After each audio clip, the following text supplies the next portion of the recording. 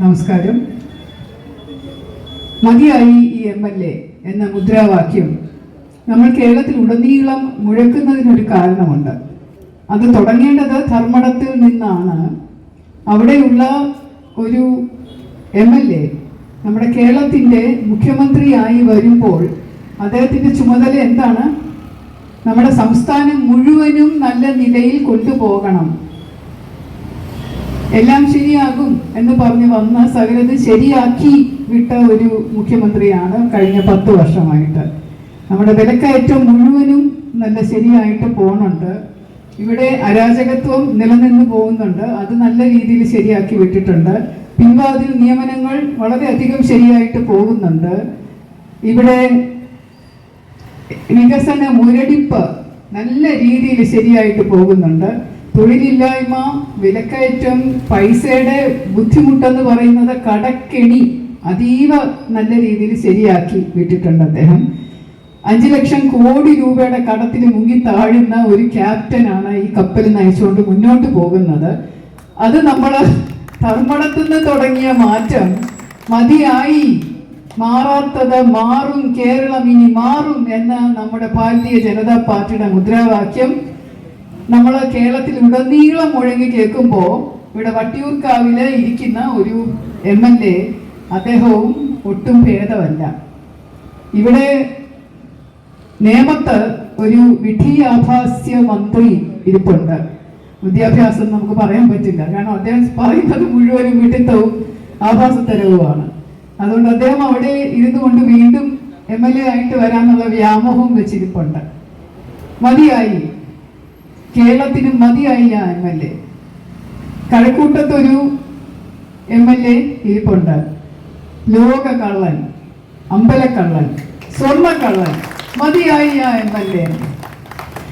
ആറന്മുളയിലൊരു മന്ത്രി ഇരിപ്പുണ്ട്. കഴുത്തുളിക്ക് എന്ന് പറഞ്ഞ് നാടകം നടിക്കുന്ന ഒരു MLA. മതിയായി ജനങ്ങൾക്ക് ആ MLA. അങ്ങനെ 140 മണ്ഡലങ്ങളിൽ മാത്രമേ 99 മണ്ഡലങ്ങളിൽ ഇരിക്കുന്ന LDF MLA-മാരും അഴിമതിയിൽ മുങ്ങിക്കുളിച്ച് നാടിന് ദ്രോഹം ചെയ്യുന്ന ഈ MLA-മാരെ മതിയായി. മറ്റുള്ള MLA-മാരെയും കൊണ്ട് പൊറുതിമുട്ടി. മാറ്റം അനിവാര്യം. ഇനിയിപ്പോ നമ്മുടെ കേന്ദ്രത്തിലിരിക്കുന്ന ഊർജ സ്രോതസ് ഉജ്ജല സൂര്യൻ നരേന്ദ്രമോദിജിയുടെ വാഗ്ദാനം അനുസരിച്ചുള്ള ഒരു NDA BJP ഭരണം കേരളത്തിൽ വന്നേ തീരൂ. നല്ല MLA-മാർ ഇവിടെ ഉണ്ടായേ തീരൂ. ഒരു മാറ്റം വേണം, ഒരു വികസനം വേണം. അതിനായിട്ട് നമുക്ക് കൈകോർക്കാം, അണിചേരാം. ഇവിടെ നമ്മളിപ്പോ ഇന്ന് ഒരു മാർച്ച് നടത്തുന്നുണ്ടെന്നുള്ളത് ഇന്നലെ ഒന്നും പറഞ്ഞതല്ല, കുറെ നാളായിട്ട് പറയുന്നുണ്ട്. ഈ MLA കൊണ്ട് പൂർത്തി മുട്ടിയ ജനങ്ങളാണ് ഇത് പറയാൻ തുടങ്ങിയിട്ട്. കാലങ്ങളായി, ഒരുപാട് നാളുകളായി. ഇവിടെ തദ്ദേശ തിരഞ്ഞെടുപ്പ് നടക്കുന്ന സമയം മുതൽ ഈ MLA പണ്ട് മേയർ ബ്രോ ആയിട്ട് ചമഞ്ഞപ്പോൾ ഒരു ഹൈപ്പ് വെച്ചുകൊണ്ട്, ഒരു PR വർക്ക് കൊണ്ട്, സോഷ്യൽ മീഡിയ വർക്ക് കൊണ്ട് ജനങ്ങളുടെ ഹൃദയത്തിൽ കയറി കൂടിയ ഒരു മനുഷ്യനാണ്. വെറുതെ ഒരു ക്യാമറയിൽ വെച്ച് അതിൻ്റെ മുമ്പിലിരുന്ന് കോവിഡ് സമയത്ത്, പ്രളയത്തിൻ്റെ സമയത്തൊക്കെ ചോറ് പൊതികൾ കെട്ടി ആളാണ് സ്വയം അതെല്ലാം വീട്ടിൽ നിന്ന് കൊണ്ടുവന്ന് ചോറ് പൊതികൾ കെട്ടി രോഗികൾക്ക് കൊടുക്കുന്നതെന്നുള്ളൊരു ധാരണ പുറത്താണ് ഇതൊക്കെ മേയർ ബ്രോ ആയിട്ട് തിളങ്ങി നിന്നിരുന്നത്. ഒന്നുമല്ല, ഇത് കേന്ദ്ര സർക്കാരിൻ്റെ പണമാണ്. കേന്ദ്ര സർക്കാർ അയച്ചു കൊടുത്ത പണം വെച്ചിട്ടാണ് ഈ വികസന പ്രക്രിയ മുഴുവനും, കോവിഡിൻ്റെ എല്ലാ കാര്യങ്ങളും, പ്രളയത്തിൻ്റെ എല്ലാ കാര്യങ്ങളും ചെയ്തിരുന്നത്. പക്ഷെ അത് സ്വന്തം സർക്കാരും ഞാനും മേയറും ഒക്കെ ഏറ്റെടുത്തു എന്ന് പറഞ്ഞ് നടത്തി ഒരു പേര് കേൾപ്പിച്ചു. ഇപ്പം ഓഫീസിന്റെ മുമ്പിൽ വലിയ പോസ്റ്റർ വെച്ചിട്ടുണ്ട്. മേയർ ബ്രോ അല്ല, MLA ബ്രോ. എന്തോന്നാണ് ഈ ബ്രോ? അഴിമതി കാണിക്കുന്ന ബ്രോ? ആരുടെ ബ്രോ? ആർക്ക് വേണം ഇതുപോലൊരു ബ്രോയെ? ഇവിടെ ഒരു ഓഫീസ് MLA എന്ന് പറഞ്ഞുകൊണ്ട് MLA ക്വാർട്ടേഴ്സിൽ 2 മുറിയുണ്ട്. അയാൾക്ക് കിട്ടുന്നുണ്ട് മാസം തോറും എത്ര 20,000 രൂപ ഒരു വാടകയ്ക്കെടുത്ത ഒരു കെട്ടിടം വിട്ടിരിക്കാനായിട്ട്. അതൊന്നും വേണ്ട, 800 രൂപയ്ക്ക് കൗൺസിലറിന്റെ കെട്ടിടം അടിച്ചു മാറ്റിയിരുന്ന ഒരു വ്യക്തിയാണ് 7 വർഷത്തോളം. കൗൺസിലറെ ഒഴിപ്പിച്ചുവിട്ടു. കൗൺസിലർ ആരാണ്? അന്നത്തെ കൗൺസിലർ ഒരു CPM-ന്റെ ഒരു ബിന്ദു പാവശ്രീ. അവർ പറഞ്ഞു MLA ഇരുന്നോ, കുഴപ്പമില്ല, ഞാൻ ഈ കുടിസ് മുറിയിൽ ഇരുന്നോളാം എൻ്റെ വീട് അടുത്താണ്, ഞാൻ വീട്ടിലിരുന്നാലും കുഴപ്പമില്ല, എമ്മിലേക്ക് ഇരുവാണെങ്കിൽ ഇരുന്നു. അങ്ങനെ മൂന്ന് വർഷത്തോളമാണ് വാടക പോലും കൊടുത്തിട്ടില്ലായിരുന്നു.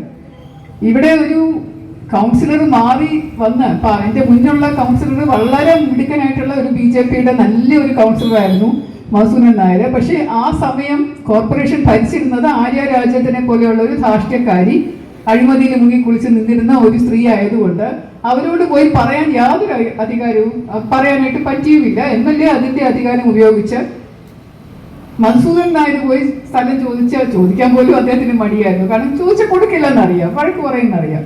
പക്ഷെ എനിക്ക് ഇവിടെ ഒരു കൗൺസിലറായിട്ട് വന്നപ്പോൾ കോർപ്പറേഷന്റെ കെട്ടിടം, ഹെൽത്തിന്റെ കെട്ടിടം, താഴത്തെ നില മുഴുവൻ കൗൺസിലറിന്റെ ഓഫീസ് എന്ന് പറഞ്ഞ് അവിടെ എഴുതി വെച്ചിരിക്കുന്ന വെണ്ടക്ക അക്ഷരത്തിൽ എഴുതി വെച്ചിരിക്കുന്ന കെട്ടിടം, അതെടുത്ത് അവിടെ അനധികൃതമായിട്ട് കയറി ഇരിക്കുന്നത് MLA. അപ്പൊ MLAയോട് ഞാൻ പരിചയത്തിന്റെ പേരിൽ ഫോൺ വിളിച്ച് ചോദിച്ചു, കുറച്ചും കൂടെ സ്ഥലം എനിക്ക് തരാമോ? ഇവിടെ MLA മാത്രമല്ല ഇരിക്കുന്ന, MLAയുടെ 2 തടിമാടന്മാര്, എന്താണ് ബൗൺസേഴ്സ് എന്ന് വേണമെങ്കിൽ പറയാം. അവരിങ്ങനെ മുമ്പിൽ ഇരിക്കുകയാണ്. MLAയുടെ ഓഫീസ് ഒരു വശത്ത്, അതിന്റെ മുമ്പിൽ ഒരു ക്യാബിൻ കെട്ടി AC മുറിയിൽ 2 ബൗൺസേഴ്സ് ഇരിക്കുന്നു. എനിക്ക് ഇതിന്റെ ഇടയിൽ കൂടെ വേണം എൻ്റെ ആ 70 സ്ക്വയർ ഫീറ്റിന്റെ കുടിസ് മുറി അതിനകത്തോട്ട് കയറിപ്പോ. അതിനകത്താണ് നിറയെ ഫയലുകളും ഷെൽഫും സാധനം, ഇരിക്കാൻ വയ്യ. കൂടാതെ എന്തും അവിടെ സംസാരിച്ചാലും ഈ ബൗൺസേഴ്സ് നിന്ന് കേൾക്കും. എന്നെ കാണാൻ ആര് വന്നാലും പറയുമോ, ഇവരെ ഒന്നും കണ്ടിട്ട് കാര്യമില്ല, നിങ്ങൾ MLA കാണും, ഇവർ കൊള്ളത്തില്ല, ഇവർ മോശം, ഇവർ വലിയ ധാർഷ്ട്യക്കാരി എന്ന് പറഞ്ഞ് എന്നെ കുറ്റം പറയാനാക്കി ഇരുത്തിയിരിക്കുന്ന ബൗൺസർമാരായിരുന്നു. അവസാനം ഞാൻ പത്രക്കാരെ വിളിച്ചാൽ ഒരു ഒഴിഞ്ഞു തരാമോ, കുറച്ച് സ്ഥലവും കൂടെ തരാമോ എന്ന് ചോദിച്ചപ്പോൾ പത്രക്കാരെയൊക്കെ വിളിച്ചിട്ട് പറഞ്ഞു, എന്തൊരു അഹങ്കാരം ഈ സ്ത്രീക്ക്, ഒരു MLAയോട് പറയാൻ ഒരു കൗൺസിലർ വളർന്നിട്ടുണ്ടോ? അവർ വെറും ഒരു കൗൺസിലർ അല്ല, ഞാൻ ആരാണ്, ഞാൻ മുൻ മേയർ, ഞാൻ MLA, കൗൺസിലർ എവിടെ കിടക്കുന്നു, ഞാൻ എവിടെ ഇരിക്കുന്നു, ഇവരെന്നെ ഒഴിപ്പിക്കാമെങ്കിൽ ഒഴിപ്പിക്കട്ടെ, എനിക്കൊന്ന് കാണണം എന്ന് പറഞ്ഞു. എന്നിട്ട് ഞാൻ അവിടെ ചെന്ന് പത്രക്കാരെയൊക്കെ കാണിച്ചു കൊടുത്തത്, ഇതാണ് സ്ഥിതി, ഇതിരിക്കുന്നത് ഇങ്ങനെ അനധികൃതമായിട്ടാണ് ഇരിക്കുന്നത്, എഴുതി വെച്ചിരിക്കുന്ന കണ്ടില്ലേ, ഇത് കൗൺസിലറിന്റെ ഓഫീസാണെന്നുള്ള. ജനഹിതം മുഴുവനും എനിക്ക് ഫേവറബിൾ ആയിട്ട് വന്നപ്പോൾ, MLAക്കെതിരെ തിരിഞ്ഞപ്പോൾ ഒന്നും പറയേണ്ടി വന്നില്ല, 2 ദിവസത്തിനകം കെട്ടി ഇറങ്ങിപ്പോയി ആള്. അതുപോലെ ഇരിക്കുന്ന ഈ വട്ടിയൂർക്കാവ് നിയോജക മണ്ഡലം മുഴുവനും ഇതുപോലെ അഴിമതിയിൽ കുളിച്ച് ആളുടെ ഈ 1500 കോടിയുടെ വികസനം നടത്തിയിട്ടുണ്ട് എന്ന് ഘോരം പ്രസംഗിക്കുന്ന ഈ MLA 500 കോടി പോലും വികസനം ഇവിടെ നമുക്കൊന്നും കാണാൻ പറ്റിയിട്ടില്ല. 200 കോടിയുടെ ഉണ്ടാവുമോ അറിയില്ല.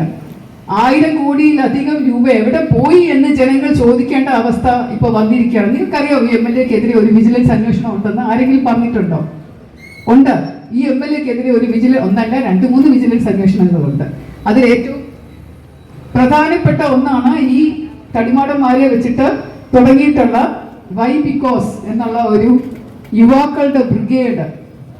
അവരെ കൊണ്ട് കുറെ അധികം പണികൾ ചെയ്യിച്ച് അതിന്റെ കാശ് അടിച്ചു മാറ്റിയ ഒരു ഫയല് വിജിലൻസിൽ ഇരിപ്പുണ്ട്. അതിന്റെ അന്വേഷണം ഒന്നും ഒരിടത്തും നടക്കില്ല എന്നുള്ളത് അറിയാം, കാരണം ഇപ്പൊ ഭരിക്കുന്നത് അവരുടെ ആൾക്കാരാണ്.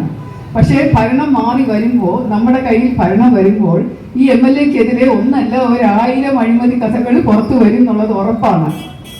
ഈ MLAക്കെതിരെ മാത്രമല്ല, കേരളത്തിലെ മിക്കവാറും എല്ലാ MLAമാർക്കും എതിരെ, കേരള ഭരണത്തിനെതിരെയും ഒരുപാട് അഴിമതി കഥകൾ പുറത്തു വരും.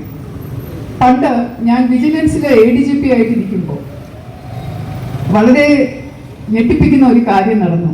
അന്ന് തിരുവഞ്ചൂർ രാധാകൃഷ്ണനായിരുന്നു ആഭ്യന്തരമന്ത്രി. അദ്ദേഹം എന്നോട് ഒരു ദിവസം, ഞാൻ ADGP, എന്നെ വിളിച്ചിട്ട് പറഞ്ഞു, നമുക്കൊരു ഫയൽ വന്നിട്ടുണ്ട്, അത് ആലപ്പുഴ ജില്ലാ പഞ്ചായത്ത് പ്രസിഡന്റിന്റെ അഴിമതിയുടെ ഫയലാണ്. അത് ജില്ലാ പഞ്ചായത്ത് പ്രസിഡന്റ് പ്രതിഭ ഹരി എന്നാണ് അവരുടെ പേര്, അതിപ്പോൾ MLA ആണ്. ആ പഞ്ചായത്ത് പ്രസിഡന്റിന്റെ അഴിമതി കഥ ഞാൻ വിചാരിച്ചു, നമ്മളത് കാര്യക്ഷമമായിട്ട് അന്വേഷിച്ച്, കാരണം പ്രതിഭ ഹരി എന്ന് പറയുന്നത് CPM ആണല്ലോ, തിരുവഞ്ചൂർ രാധാകൃഷ്ണൻ കോൺഗ്രസ് അല്ലേ, അപ്പൊ അത് കാര്യക്ഷമമായിട്ട് അന്വേഷിച്ച് തെളിയിക്കണമെന്ന് പറയാനായിരിക്കും അദ്ദേഹം പോകുന്നതെന്ന് വെച്ചപ്പോൾ അതിന് നമുക്ക് എഴുതി തള്ളണം കേട്ടോ. ഞാൻ ചോദിച്ചു, എന്തിനാ സാറേ എഴുതി തള്ളുന്നത്, അത് പ്രതിപക്ഷമല്ലേ, എതിർപാർട്ടിയല്ലേ? അല്ലാതെ അങ്ങനെയാണ്, അത് വേണ്ട, അത് എഴുതി തള്ളണം, നമുക്കത് ക്ലോസ് ചെയ്തങ്ങ് വിട്ടേക്കണം. അവർ പാവം, അവർ വന്ന് എൻ്റെ അടുത്ത് പറഞ്ഞു, നമുക്കങ്ങനെ ഒരാൾ ഉപദ്രവിക്കേണ്ട കാര്യമൊന്നും ഇല്ലല്ലോ. ഇതൊന്നല്ല, പല വട്ടം ഞാൻ അതിനുശേഷം കണ്ടു. ഇവിടെ ഈ കോൺഗ്രസ് ആണ്, CPM ആണ്, LDF ആണ്, UDF ആണ് എന്ന് പറഞ്ഞ് എതിർ ചേരിയിൽ നിൽക്കും ആളുകൾ. പക്ഷെ ഇവർ രണ്ടുപേരും കൂടി ഒരുമിച്ച് നിന്നാണ് അഴിമതികളെല്ലാം കാണിക്കുന്നത് എന്നതിൽ യാതൊരു സംശയവുമില്ല. ഇപ്പം സ്വർണം കട്ടവനാരപ്പ സഖാക്കളാണേ അയ്യപ്പ, സ്വർണം വിറ്റവനാരപ്പ കോൺഗ്രസ് ആണേ അയ്യപ്പ. അറിഞ്ഞൂടെ? അതാണ് ഇവിടെ നടക്കുന്നത്. രണ്ടുപേരും കൂടെ ചേർന്ന് സ്വർണം കക്കുന്നു വിൽക്കുന്നു, കക്കുന്നു വിൽക്കുന്നു. ഇവിടെ കുറച്ചു നാൾ മുമ്പ് 2017 ഒരു UAE എംബസി തുടങ്ങി, നിങ്ങൾക്ക് അറിയാമോ? നമ്മുടെ സർക്കാരിന്റെ കാശൊക്കെ മുടക്കി ഷേഖിനെയൊക്കെ വിളിച്ചോണ്ട് വന്ന് ഒരു എംബസി ഇവിടെ മണക്കാട് തുടങ്ങി. അതിന്റെ പ്രധാന ഉദ്ദേശം എന്ന് പറയുന്നത് ഗൾഫിൽ നിന്ന് സ്വർണം ഇങ്ങോട്ട് ഗ്രീൻ ചാനലിലൂടെ കയറ്റുകയും ഇവിടെ നിന്ന് കെട്ടുകണക്കിന് കിട്ടുന്ന അഴിമതി പണം ഗ്രീൻ ചാനലിലൂടെ ദുബായിലേക്ക് എത്തിച്ച് ചില അക്കൗണ്ടുകളിലേക്ക് മാറ്റുകയും ചെയ്യുക എന്നുള്ളതായിരുന്നു. അല്ലാതെ ഇവിടെയുള്ള ഒരു ജനത്തിനും ഈ എംബസി കൊണ്ട് ഒരു സേവനവും കിട്ടിയിട്ടില്ല. എന്തിനാണ് ഇവിടെ ഒരു എംബസി? വിസയ്ക്ക് അത്ര വലിയ പ്രയാസമുണ്ടോ? വിസ ഓൺലൈനായിട്ട് അപ്ലൈ ചെയ്താൽ കിട്ടുമല്ലോ എല്ലാവർക്കും. ജോലിക്ക് അത്ര പ്രയാസമുണ്ടോ? ഇവിടെ ഒരു എംബസി വന്നിരിക്കുന്നത് പോലും അതിനു വേണ്ടിയിട്ടാണ്. അതുപോലെയുള്ള നിരവധി ആ കേസ് എന്തായാലും നിങ്ങൾ അന്വേഷിച്ചു. ഒരു ക്യൂബ് കണക്കിന് സ്വർണം കടത്തിക്കൊണ്ട് വന്ന് സ്വപ്ന സുരേഷൊക്കെ ഒരുപാട് കാര്യങ്ങളൊക്കെ പറഞ്ഞിട്ട് ഇതൊന്നും ആർക്കും അറിയണ്ടേ? പത്രക്കാർക്ക് അതൊക്കെ മാറുമ്പോൾ ഇത്രയും നാളായിട്ടും മതിയായില്ലേ? അത് കഴിഞ്ഞ് വീണ്ടും ഒരു തെരഞ്ഞെടുപ്പ് കൂടെ വന്നപ്പോൾ പ്രളയം എന്നുള്ള പേരും പറഞ്ഞ് വീണ്ടും കുറെ പരിപാടികൾ നടത്തി ജനങ്ങളെ പറ്റിച്ച് കേന്ദ്ര സർക്കാരിന്റെ ഫണ്ട് എടുത്തു വെച്ച് കളിച്ചിട്ട് ഞങ്ങൾ ചെയ്തതാണ് ഇതെല്ലാം എന്ന് പറഞ്ഞ് പ്രളയം പോലും മനഃപൂർവ്വം ഉണ്ടാക്കിയതാണെന്ന് എനിക്ക് പറയാൻ പറ്റും. ആവശ്യമില്ലാത്ത ഡാമുകളൊക്കെ തുറന്നു വിട്ട് ഇപ്പൊ പൊട്ട് മുല്ലപ്പെരിയാറെന്നും പറഞ്ഞ് ചെളി നിറഞ്ഞ ഡാമുകളൊക്കെ തുറന്നു വിട്ട് നമ്മുടെ ശബരിമല പോലും ചെളി മണ്ണുകൊണ്ട് നിറച്ചിട്ട് അന്ന് തീർത്ഥാടനം പോലും മുടങ്ങിയ സമയമാണ്. എന്നിട്ടാണ് അതിനകത്ത് ഉദയ സൂര്യൻ ഉദിച്ചു നിൽക്കുന്നു എന്ന് പറഞ്ഞ് വലിയ പരസ്യമൊക്കെ കൊടുത്തിട്ട് അതിലും ഒരു ഹൈപ്പ് കിട്ടി. അങ്ങനെയാണ് ഇവരെല്ലാവരും വോട്ട് വാങ്ങുന്നത്. ഈ കള്ളത്തരം ജനങ്ങൾ മനസ്സിലാക്കണം. ഇതുപോലെ വോട്ട് വാങ്ങുന്ന അല്ലെങ്കിൽ വോട്ട് കച്ചവടം ചെയ്യുന്ന ഇപ്പൊ നമ്മുടെ 1000 രൂപ വെച്ച് ഓരോരുത്തർക്ക് കിട്ടി തുടങ്ങിയില്ലേ? വോട്ട് തെരഞ്ഞെടുപ്പ് നമ്മുടെ പടിവാതിൽ എത്തി നിൽക്കുന്ന നേരെ കുറെ പ്രഖ്യാപനങ്ങൾ നടത്തി. സ്ത്രീകൾക്ക് എത്രയോ 300 രൂപ കൂട്ടി, മറ്റവർക്ക് 100 രൂപ കൂട്ടി, മറ്റവർക്ക് 1000 രൂപ പെൻഷൻ 1000 രൂപ കൂട്ടി ഇപ്പൊ കിട്ടി തുടങ്ങി എന്ന് പറയുന്നുണ്ട്. നമ്മുടെ ഫോണിലൂടെയൊക്കെ വരുന്നുണ്ട്. സ്നേഹപൂർവ്വം നിങ്ങളുടെ മുഖ്യമന്ത്രി നിങ്ങൾക്ക് വേണ്ടി അഭ്യർത്ഥിക്കുന്നു, എന്തെങ്കിലും പരാതി ഉണ്ടെങ്കിൽ പറയൂന്ന്. യാതൊരു സ്നേഹവും ഇല്ല ആർക്കും. കാരണം 10 വർഷം ഇല്ലാതിരുന്ന സ്നേഹം ഇപ്പൊ ഈ തെരഞ്ഞെടുപ്പിന് മുമ്പ് എങ്ങനെ തോന്നും? ആർക്കും തോന്നില്ല. ഇങ്ങനെയാണ് ഇവർ പറ്റിക്കുന്നത്. ഈ MLA പല റോഡുകളും പല തോടുകളും പല കുളങ്ങളും നശിപ്പിച്ചു വെച്ചിരിക്കുകയാണ്. പ്രത്യേകിച്ച് നമ്മുടെ ഈ BJP കൗൺസിലർമാരിരിക്കുന്ന സ്ഥലങ്ങൾ. ഇപ്പം ശാസ്തമംഗലത്ത് തന്നെ ഒരു കോർപ്പറേഷൻ റോഡ് ഉണ്ടായിരുന്നത് പെട്ടെന്ന് ഒരു ദിവസം PWD ആ റോഡ് ടേക്ക് ഓവർ ചെയ്തു. എന്തിനാണ്? അദ്ദേഹത്തിന് അതിന്റെ ക്രെഡിറ്റ് വേണം. എന്നാൽ നന്നാക്കുവോ? അതുമില്ല. പൊട്ടിപ്പൊളിഞ്ഞ് കിടക്കുന്നു. എന്തൊക്കെയോ ഫണ്ട് എവിടുന്നോ എടുത്ത് അത് കുറെ ചരലൊക്കെ നിറച്ച് ഒരുമാതിരിയൊക്കെ ആക്കി വെച്ചിട്ട് അങ്ങനെ അങ്ങ് കിടക്കുകയാണ്. അവിടെ 2 സ്ത്രീകൾ കുഴി വീണ ശേഷം ഞാൻ പോയി കോൺട്രാക്ടറോട് വഴക്കിട്ട് കാല് പിടിച്ച കോർപ്പറേഷന്റെ ലീന എന്ന് പറയുന്ന AEയെയും അവിടുത്തെ ചീഫ് എഞ്ചിനീയറെയും ഒക്കെ സംസാരിച്ച് മേയർ നേരിട്ട് സംസാരിച്ചിട്ടൊക്കെയാണ് ആ റോഡിന്റെ ടാറിങ് പിന്നെ നടന്നത്. അതവിടെ ഇപ്പൊ ടാറിങ് നടന്നു. എന്നാലും ഒരു ഭാഗം വളരെ മോശമായിട്ട് കിടപ്പുണ്ട്. പാങ്ങോട് തന്നെ ശ്രീചിത്ര നഗർ റെസിഡൻസ് അസോസിയേഷന്റെ ഒരു ശ്രീചിത്ര നഗറിന്റെ ഒരു റോഡുണ്ട്. അവിടെ മുഴുവനും അത് PWD റോഡാണ്. ആ റോഡെന്ന് പറയാൻ പറ്റില്ല, അതിപ്പോ തോടാണ്. ആ തോട് പോലെ ആക്കി ഇട്ടിരിക്കുന്നത് നമ്മുടെ ഈ MLA ആണ്. എന്തുകൊണ്ടാണ്? അവിടെ കൗൺസിലർ BJP ആണ്. അതുകൊണ്ട് BJP കൗൺസിലർക്ക് ഒരു നല്ല പേര് കിട്ടാൻ പാടില്ല. നമ്മുടെ പൊങ്കാല വന്നപ്പോ നമ്മുടെ നഗരസഭയ്ക്ക് നല്ല പേര് കിട്ടാൻ പാടില്ല, പൊങ്കാല നന്നായിട്ട് നടത്തി എന്നുള്ളതുകൊണ്ട്. അതുകൊണ്ട് അവർ ചെയ്യാവുന്ന കുതന്ത്രങ്ങൾ മുഴുവനും ചെയ്യുന്നു. കേരള വാട്ടർ അതോറിറ്റിയെ കൊണ്ട് ടാപ്പ് അടപ്പിച്ചു, കുടിവെള്ളം മുടക്കി, അങ്ങനെ സകല ഇപ്പം മാലിന്യം വാരിയില്ല, അവിടെ എടുത്തോണ്ട് പോയില്ല എന്നൊക്കെ പറഞ്ഞിട്ടുള്ള പല പല തരത്തിലുള്ള പ്രചാരണങ്ങൾ നടത്തിക്കൊണ്ടായിരുന്നു അവരുടെ അറ്റാക്ക് വന്നത്. അപ്പൊ ഇതെല്ലാം ഒരു പ്രഹസനമാണ്. ഈ MLA ഇവിടെ ഇരുന്നു കൊണ്ട് മീൻ വിറ്റുകയെ കാശുണ്ടാക്കുകയും അത് ഇടനിലക്കാരെ വെച്ച് കാശുണ്ടാക്കുകയും കോടിക്കണക്കിന് രൂപയുടെ അഴിമതി ഉണ്ടാക്കുകയും അല്ലാതെ വട്ടിയൂർക്കാവിന് വേണ്ടി യാതൊരു വികസനവും നടത്തിയിട്ടില്ല. ജനങ്ങൾക്ക് വേണ്ടി യാതൊരു നന്മയും ചെയ്തിട്ടില്ല. ചില ആൾക്കാർക്ക്, പാർട്ടി ആൾക്കാർക്ക് ചില ഗുണങ്ങൾ ചെയ്തു കൊടുത്തിട്ടുണ്ട്. അനധികൃതമായിട്ട് കുറച്ച് കടകൾ കൊടുത്തിട്ടുണ്ട്.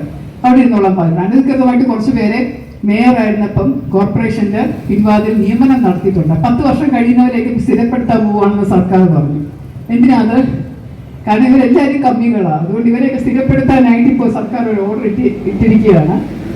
ഇതുപോലെയുള്ള കാര്യങ്ങളല്ലാതെ, അവരുടെ പാർട്ടിക്കാർക്ക് വേണ്ടി അല്ലാതെ നല്ല കാര്യങ്ങൾ ജനങ്ങൾക്ക് വേണ്ടി ചെയ്തിട്ടുള്ളത് തുലവും തുച്ഛമാണ്. അതുകൊണ്ട് നമുക്ക് എന്താ വേണ്ടത്? ഒരു മുഖ്യമന്ത്രി വേണം, പാർട്ടിക്കാർക്ക് വേണ്ടി മാത്രമല്ല നമ്മുടെ സംസ്ഥാനത്തിന് വേണ്ടി പ്രവർത്തിക്കുന്ന ഒരു മുഖ്യമന്ത്രി വേണം. നമുക്കൊരു MLA വേണം, നമ്മുടെ പാർട്ടിക്കാർക്ക് വേണ്ടി മാത്രമല്ല, പക്ഷെ ഈ നിയോജക മണ്ഡലത്തിലെ എല്ലാ ജനങ്ങൾക്കും വേണ്ടി പ്രവർത്തിക്കുന്ന ഒരു MLA വേണം.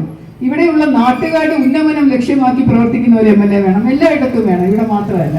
അതിനു വേണ്ടിയിട്ടാണ് നമ്മൾ പറയുന്നത് ഇവിടെ ഈ MLA മതിയായി, മാറാത്തത് ഇനി മാറിയേ തീരൂ. നമുക്ക് വേണം വികസിത കേരളം, നമുക്ക് വേണം വികസിത അനന്തപുരി, നമുക്ക് വേണം വികസിത വട്ടിയൂർക്കാവ്. വട്ടിയൂർക്കാവിലെ ജനങ്ങളെ, നിങ്ങൾ NDAക്കൊപ്പം അണിചേരൂ, നിങ്ങൾ BJPക്കൊപ്പം അണിചേരൂ. ഞങ്ങൾ ഇതാ സത്യം ചെയ്യുന്നു, മോദിജി കാ ഗ്യാരണ്ടി, ഇവിടെ വികസിത വട്ടിയൂർക്കാവ് തീർച്ചയായും ഉണ്ടായിരിക്കും. അതിനുവേണ്ടി നമുക്ക് ഒന്നിച്ച് യത്നിക്കാം. മതിയായി ഈ MLA എന്ന് മാത്രം ഒന്നും കൂടെ പറഞ്ഞുകൊണ്ട് എല്ലാവർക്കും അഭിവാദ്യങ്ങൾ അർപ്പിച്ചുകൊണ്ട് നിർത്തുന്നു. വന്ദേ മാതരം.